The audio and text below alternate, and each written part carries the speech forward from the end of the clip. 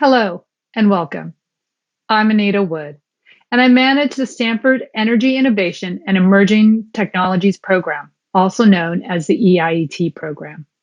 On behalf of the Stanford Center for Professional Development and the Stanford Bits and Wants Initiative, which is in the Stanford Precourt Institute for Energy, I would like to welcome you to this special session on the coordinating demand-side flexibility of the electric grid with Dr. Rajagopal and Diane Grunick. Ram is an associate professor of civil and environmental engineering and a senior fellow at the Stanford Precourt Institute for Energy. Diane is a Precourt Energy Scholar and is a Commissioner Emeritus with the California Public Utilities Commission. Both Ram and Diane teach courses offered through the Stanford EIET program. Ram teaches the EIET 237 Transforming the Grid course, and Diane co-teaches the EIET 203 Building Energy Efficiency course. For this session, Ram and Diane will be talking about the technical and policy challenges to scale grid integration and demand flexibility, plus the market opportunities for decarbonizing the grid. We'll begin with Ram, followed by Diane, and conclude with a few remarks. What are distributed energy resources? DRs refer to different types of small-scale electric devices and appliances that can generate electricity, such as rooftop solar. They can store electricity, such as Tesla Powerwall, and whose energy consumption can be flexibly reduced or shifted, such as EV chargers, HVACs, water heaters, and large industrial fans, as shown here in the figure. Existing decarbonization pathways identify renewable generation, DERs, and energy efficiency as very critical resources. It is predicted that global solar and wind energy penetration will rapidly increase from 2,300 terawatt hours in 2019 to 45,000 terawatt hours by 2050. DRs will represent a large and rapidly growing resource with 3,000 terawatt hours of distributed solar and storage by 2050, 1,290 terawatt hours of energy consumed by electric vehicles by 2040, and in addition, several hundreds of terawatt hours of flexible loads being added to the system. Energy efficiency is expected to be responsible for 40% of the emissions reductions. And we talk about energy efficiency measures, we're talking about adoption of better appliances and weatherization. How do DRs actually impact the grid? So DRs are located behind meters of electricity consumers, such as homes, commercial buildings, and EV charging stations, as shown here in the figure, on the distribution network side of the grid. The electric grid was originally built such that electricity flows in one direction, from large generators through the high voltage transmission network to the low voltage distribution networks where it's distributed to consumers. Voltage is stepped down through the network using several layers of transformers. The flow of electricity from generation to consumers is governed by a set of complex markets that ensure through pricing and contracts of different timescales that electricity supply always matches the demand and that the voltage and frequency stay within safe bounds throughout the whole network. Although the grid was the largest and most complex machine ever built, the one-way power flow and ability to schedule generators to provide predictable amounts of electricity made the operation robust and reliable. But this paradigm has been changing in two important ways. Both have significant implications to the grid. The first is that the addition of utility-scale wind and solar, which cannot be scheduled and are intermittent, complicates the operations of the grid. This is being offset somewhat by storage, particularly pumped hydro, and more recently, battery storage.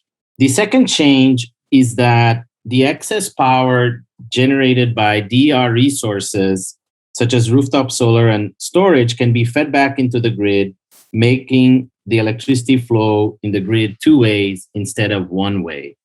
And it's important for us to understand how can this be utilized as a resource and managed to improve the integration of our renewables and to address the other issues that appear in our grid.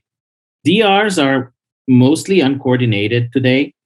That is, they don't operate together towards explicitly optimizing consumer or grid objectives. There are some exceptions, however. One is that within some homes and commercial buildings with solar and storage, there is coordination to store the excess solar power and use it when electricity prices from the grid are high. Also, demand response programs run mostly by utility companies aim to control HVACs and other large electricity consuming devices to reduce peak demand in the grid. DR vendors also have private clouds for their own devices, such as for solar, storage, and EV chargers.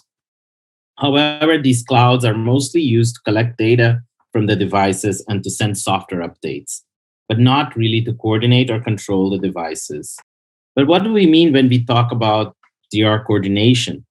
DRs need to be coordinated at two levels. One is behind the meter, where resources at a single customer site are coordinated to meet local objectives and respond to global signals. And we can coordinate them across the meters, where multiple customers are coordinated to provide services to the grid and reduce overall costs while ensuring distribution network safety and reliability. Across the meter coordinators optimize the system while meeting the local network constraints. And typically, they should not depend on the knowledge of the intricacies of each customer if we want the solution to scale and to preserve privacy and security. But why do we need this DR coordination? Here we have a graph that illustrates 30 days of demand, solar and wind generation data. You can see here in red is demand, solar is in yellow, and wind is in blue. You can notice that the renewable generation is intermittent, and more importantly, both sources of renewable don't necessarily perfectly correlate with the demand. DR coordination or demand flexibility can be utilized so that demand more closely matches renewable. So that's one big use of it. And in the other secondary use, we can also utilize flexible demands to handle the unpredictable changes that might happen in renewables. So for example, if you have a cloud passing by and there is a sudden drop in solar production, you can respond very quickly to those changes. Another place where DR coordination is important is to handle the high EV penetration. In a flagship project of Bits and Watts called the EV50, we investigated how does high EV penetration, 50% or more electric vehicles becoming electric, how is that impacting the grid? So we can see here in the figure that by adding charging on top of the existing CAISO load, assuming a 50% EV penetration here for the Bay Area, that's roughly 15 million vehicles, there is a grid power peak increase of 25%. This actually can cause significant overloading on the distribution system transformers and also demands on the grid and the fleet of generation in the grid. In addition to that, fast charging can cause large low voltage spikes and large power spikes, sudden power spikes, which both can represent issues for the network voltage equipment at the distribution level, and at the transmission level, it can require a fast ramping of generators. So in both these cases that we saw, by coordinating DERs, we can prevent all of these issues. At Stanford, we have been looking at this problem of DR coordination in several projects. Powernet is one such project that was supported by the DOE and Bits and Watts, and it has researched and developed a coordination platform that leverages the cloud. In partnership with Google, Suntech Drive, and Sonnen, we investigated how do we scale this coordination using the cloud. In order to scale it, we need to deal with 4 constraints. First, we need to handle all the local power grid constraints, the distribution network constraints. Second, we need to handle the cloud communication network constraints. So unlike is commonly believed, from the cloud, you can't really do real-time feedback control. So there is some constraints on how frequently can you message if you want reliability. In addition to these 2 constraints in the system, we need to handle user preferences, because whenever you're doing coordination, you have to respect those preferences. And finally, you need to make it very easy to deploy and debug the system in the field in order to have the scalability of the deployment. The Powernet architecture itself consists of two layers. There is a local intelligence implemented in a local hub. This hub coordinates devices behind the meter for that customer. We investigated how to coordinate storage, EV charging, solar, and even a smart panel that was created at Stanford. This hub communicates to the cloud that is then able to do calculations and interact with the hubs and provide the necessary information to protect the power network while achieving joint objectives, such as shaving the peak or providing services to the power market, and so on. One of the key ideas in PowerNet is that the local hub and the cloud coordinator, they just exchange limited amounts of information. The local hub provides some aggregate information about its planned consumption and flexibility. And the cloud coordinator does a day-ahead calculation that then provides the local hubs with power bounds that they need to satisfy in order to protect the power network. In this way, we prevent the issue having to report individual information from every customer about each one of their devices and preferences to a potential coordinator. And that turned out to be really important when we went to implement PowerNet in practice. We have implemented PowerNet in several places, in a lab here at Stanford, and we have two major test beds, one in Fremont with 35 homes and in a farm where we manage the cooling of the farm. We have shown that PowerNet can enable dramatic savings in terms of the bill of the customers. And we are now investigating how can we use PowerNet to provide grid services. So just to end my portion of the presentation, what are the key challenges for scaling coordination of DERs? These are some of the questions we are hoping to address. First of all, how do we in the regulatory framework to better support coordination? What are most critical policy limitants? How can energy efficiency become a grid resource? And how do we ensure equity and fairness? And I'm hoping, Diane, you can address part of those questions. Second, how do we make it easy to scale this coordination? Particularly, how do we facilitate measurement and validation of, your responses to signals from the grid? How do we ensure interoperability of devices and privacy and security in these systems? And then finally, how do we integrate coordinated DRs in future grid operations? How to compensate participants, how to engage distribution system operators to ensure the distribution network constraints are met and that they also have an incentive to actually engage in coordination, and what resources are actually reliable and cost-effective for grid needs. Next, I would like to transition to Diane's portion of the session, where she will discuss the policy drivers and key players needed to scale demand-side flexibility and the market opportunities for decarbonizing the grid. So I'm Diane Grunick. I'm a scholar, researcher here at Stanford, but I also am a former policymaker. I've been in the policy world for over 4 decades now, and I was a commissioner with a state regulatory agency, the California Energy Commission, for 6 years from 2005 to 2010. So I'm delighted to be the person here that's talking really about the policy side as well as some of our organized wholesale markets. My focus is on the United States. So I'm covering 3 topics just quickly, some policy basics, since I'm assuming many of you are not in the policy world. Second, focusing on some of our traditional energy efficiency, traditional demand response, EE and DR, and how they can be evolving. And then finally, really getting to the heart of what are the policy changes, what are the barriers, the changes we need to take advantage of demand flexibility as we're decarbonizing our grid. So I'm going to get into policy real quickly. What do we mean by policy? This sometimes is confusing. There's one basic principle to keep in mind. Who makes policy? It's government. You have a lot of other people involved, but it really is government, and it's at the international level, the national level, the regional level, state and local. And then it consists of legislatures, chief executives like the president and the cabinet and agencies, and then the judicial side as well. And what they're doing is enacting laws, regulations, programs, really to try to get something to happen. Now we have our markets, regulated energy markets, the ISOs, the MISO in the United States. They are run by non-governmental entities, but they are regulated by the government. So they're a little bit of a hybrid. And here in the United States, it's a federal agency, the Federal Energy Regulatory Commission, that regulates our wholesale markets. So who creates U.S. energy policy? Federal level, we've got Congress. Primarily, the U.S. Department of Energy is involved, though we also have, as I said, FERP, the Federal Energy Regulatory Commission, and then the Environmental Protection Agency.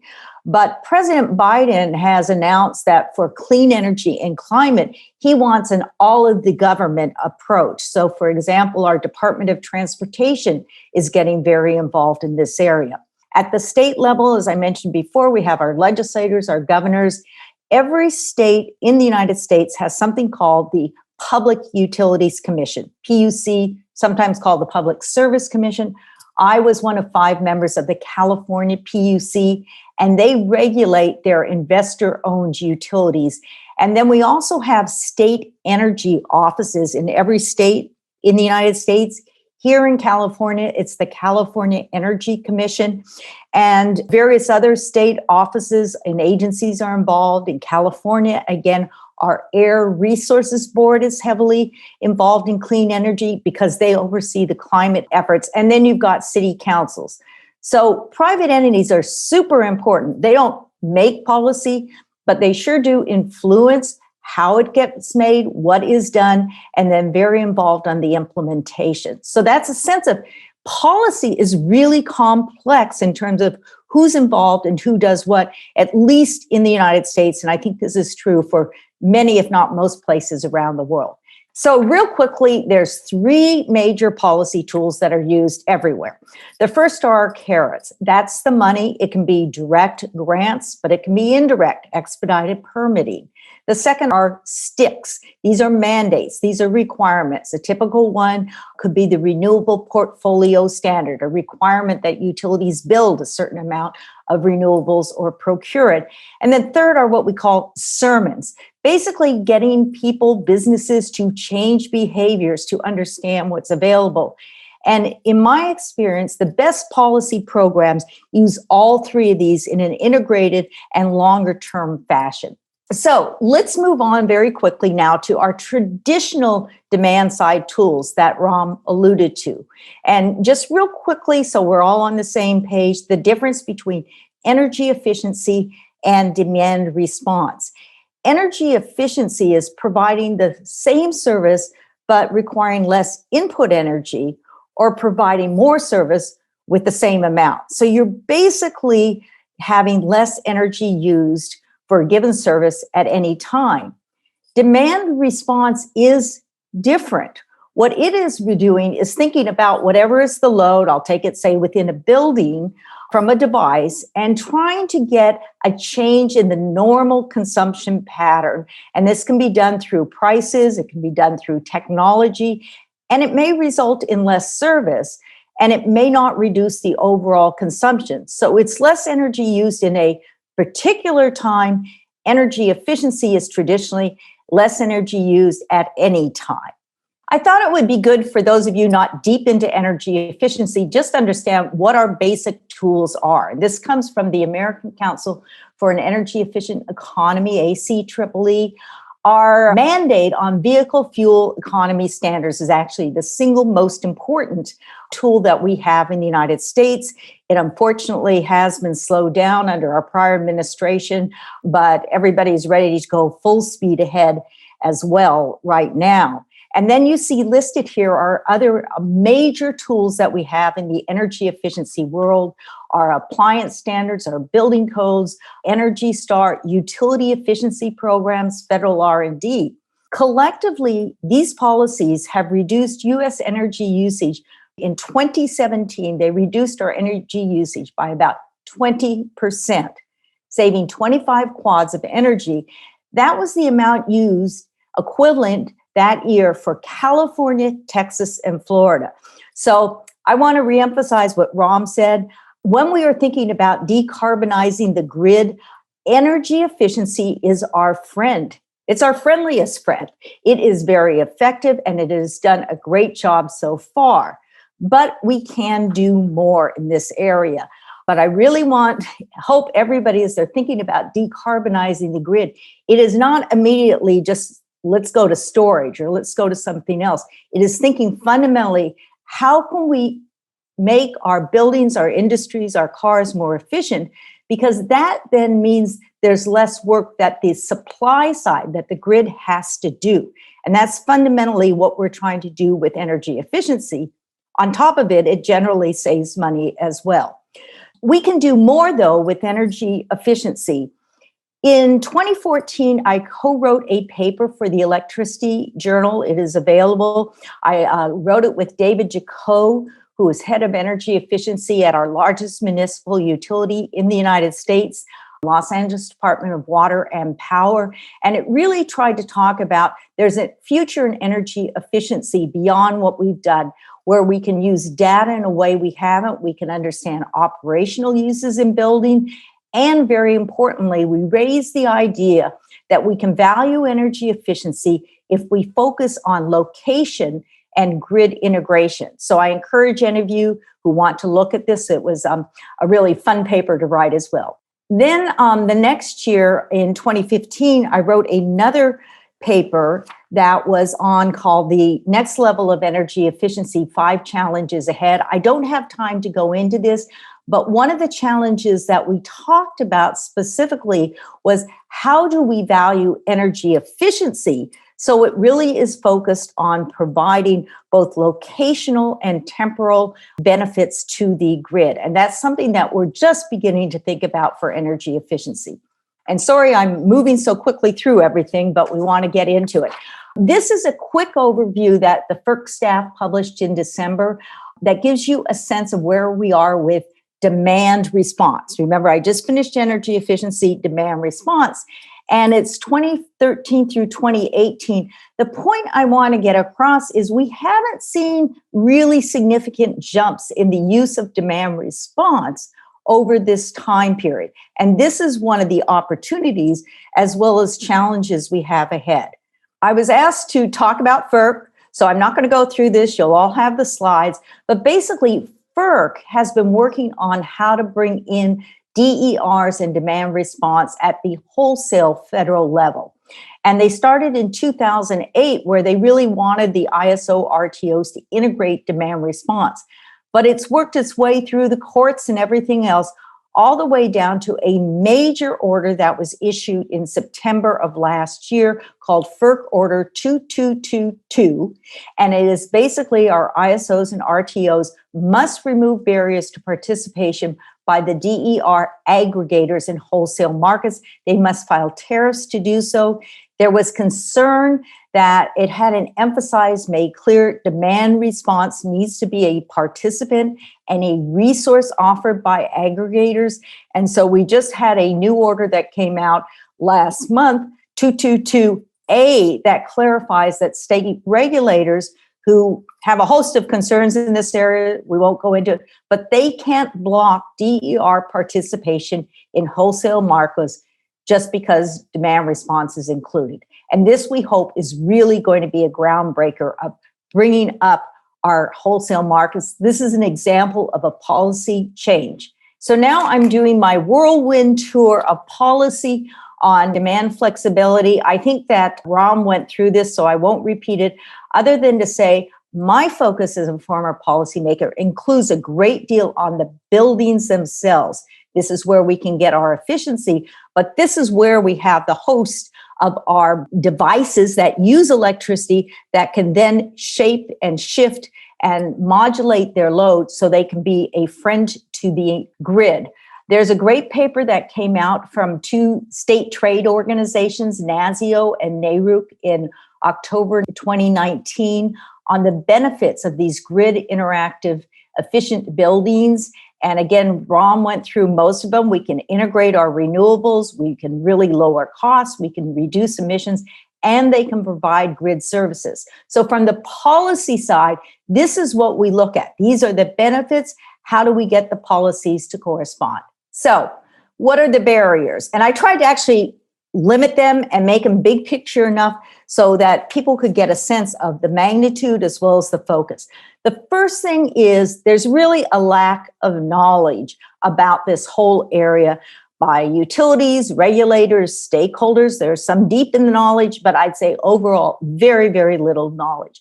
And that is combined with there's a culture, a very strong culture by both regulators and utilities of being risk adverse. So you put that two together, and that is a blueprint for inaction. So this is a barrier we've got to understand and address. Second one is historic silos within utilities, state agencies, state versus federal. The demand side within a utility is often on the customer service side, a totally different group that's working on generation or transmission or distribution. And so even having those people get to know each other, that's the same within state agencies, within state PUCs. And then in the world we're talking about, the expertise in buildings, the expertise in transportation, that isn't anywhere near a traditional public utilities commission, who is the state regulator in this area. State versus federal is also very, very different. I won't go into it, but the bottom line is we don't have a federal energy policy. We don't have a clean energy policy. We don't have a climate policy. So we have just a lot of fluctuation of what may be the emphasis at the state level, at the federal level. Money, money, money is my third. This is going to be an expensive transformation, trillions of dollars. And we don't have any good funding sources now that are focused on this. The solution is not going to be we're going to raise rates, because that's not going to have the type of transformation we need to do. And even at the federal level with wholesale markets, it's fairly not going to be large enough. The fourth is customer rate structures as well as wholesale tariffs. If customers are on flat rates, which is true for many, many areas, they are not incentivized to change their usage to when perhaps the grid needs it. So we have to make major changes in rates. The next one that I know others are going to talk about is we don't have any accepted valuation or performance metrics. And for regulators as well as utilities, that's death for going into this area, because they want to be able to forecast what are savings, what are benefits. And then you have to be able to look back and say, was that achieved? And then just overall, we haven't yet developed our regulatory and market structures to enable the type of aggregation we need, really pricing I mentioned, and trading. So all of these are the biggest barriers that I see. Now, here's my last slide. What can we do? So this is my view. I think we need a very strong shared federal and state commitment to develop demand flexibility for the decarbonized grid. We have a lot of folks that have goals on decarbonizing the grid, but I have yet to see any policy-making entity say flexible demand flexibility is a goal we are going to achieve. Second is, I think we need something like 25-year action plans at both the state and national level for how we are going to develop large-scale demand flexibility, starting and including year-by-year goals and implementation steps, because we're not going to get there in 25 years at the pace we're doing now. Third, I would love to see a federal Marshall Plan providing the majority of the 10-year seed funding for making this happen. The way we are going about it now will not work. We're not going to have enough rate increases. We're not going to have enough private investment. If we're going to get the benefits of this, I think we need a very strong federal push. Then we need to really have a major effort on what are those business models, programs that will provide adequate compensation. Customers need to understand what money they'll get. Utilities and aggregators also need to understand it. Again, this needs to be done in a very comprehensive, large-scale thinking. The next one, as I mentioned, is our regulatory market structures. We've got small pilot programs going on, but that is radically different from a grid that is decarbonized, that can use this type of resource. And so there's all sorts of things that need to be done on new performance metrics. I'm very excited about being able to use automated analytics to create our baselines and forecast performance. A lot of work in those areas. And then the last one is adoption of new customer rate structures. This includes getting our smart meters much more pervasive than they are now. And it's going to be a major shift at every state level to make this happen. Let me conclude with an item that Ram raised, which is equity. I hope I've come across, this is not going to be cheap. It may end up having benefits. Certainly for the climate, we need to spend this money. But we have to be very conscious if we're going to have it for our lower income communities who are often in multifamily buildings. There are a host of traditional problems with efficiency in those buildings. And frankly, we can do it, but it's going to be expensive. And we're going to have to think very consciously, how are we bringing in all of our communities in this area? So that's it. My sum is it's big challenges, it's big changes ahead on the policy side, but I think it is doable and I think we can get some great results. Thank you. Thank you, Ram and Diane, for this very informative and an interdisciplinary perspective about these current topics. Before we go, if you would like to learn more about transforming the grid and the growing opportunities for energy efficiency, you can follow the links on this page to enroll in the courses taught by Diane and Ram. Thank you for listening to this session, and we look forward to you coming back next time for a Stanford Energy Innovation and Emerging Technologies Program webinar.